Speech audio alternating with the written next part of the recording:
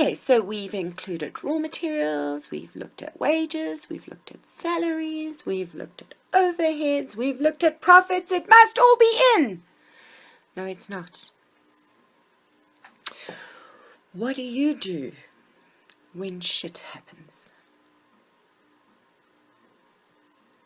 Have you got any plan when things go wrong?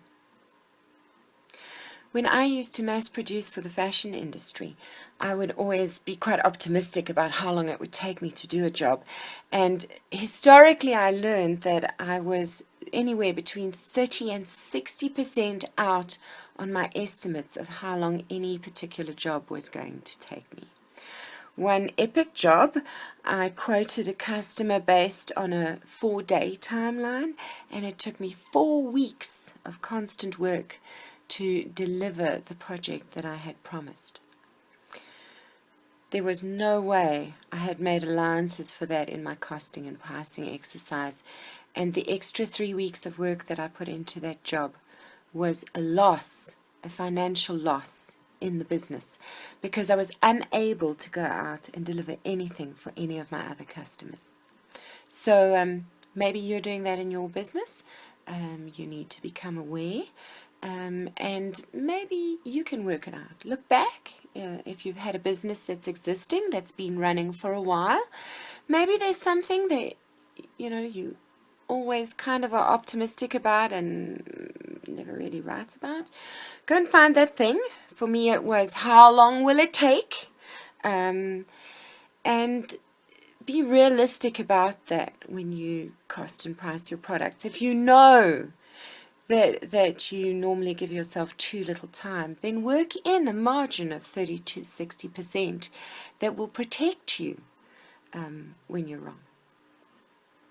It's always easier to surprise a client and deliver early on deadline than to disappoint them and say to them, sorry, it's going to take another 3 weeks. So shit happening is worth talking about a little bit more because it happens far too frequently, and we need some contingencies in place for when that happens. So I like to write down a worst case scenario list. It helps me to have a sense of realism about what I'm working with.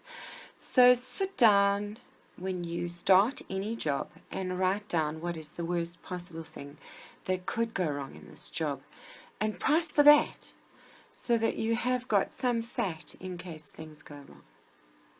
I know it sounds terrible, but you've got to do it. You've got to do it, because when things do go wrong, where does the difference come from? So in my case, in that job that took 4 weeks longer, I had a revenue gap where I just didn't have money coming in. And the implications were that at the end of the month, I had to please explain to my landlord why I couldn't pay my rent.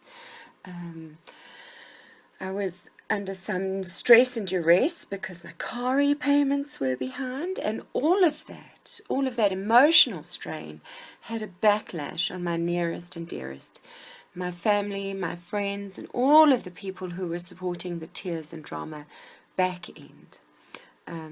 And it's simply not fair to expose your support system to that kind of stress on a monthly basis just because you botched your costing and pricing. Costing and pricing. I was going to edit that video, and then I thought I should leave it in because by now you're probably feeling that way too. I know I certainly was by this part of the course. And I'd like to talk about it for a little bit also, just so that you can be prepared and have a little bit of support and realize that it really is that bad. If you're feeling dire right now, it really is that bad. When I first went through this exercise with my costing and pricing and took a long, hard look at it, I spent days in deep depression, coming to terms with the torture that I had put myself through for the first decade of being an entrepreneur. The self punishment that we endure because we perpetuate a system that doesn't serve us. So yes, you very likely are feeling quite awful at this part of the course. I'm aware that you're feeling awful. I'm there with you.